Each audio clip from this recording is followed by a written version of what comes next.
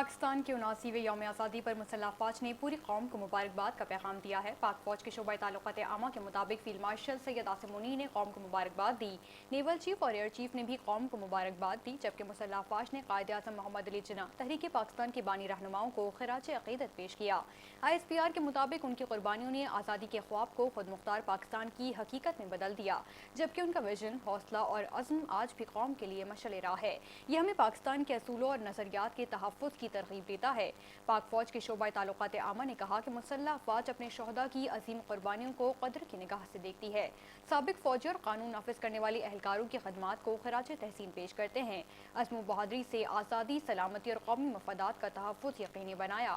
ISPR का कहना है कि मुसल्लह फ़ौज ने पाकिस्तान की खुद मुख्तारी और इलाक़ाई सालमियत के अज़्म का इयादा किया, जबकि मुसल्लह फ़ौज हर ख़तरे के खिलाफ मादरे वतन के दिफ़ा और आइन की पासदारी करेंगी।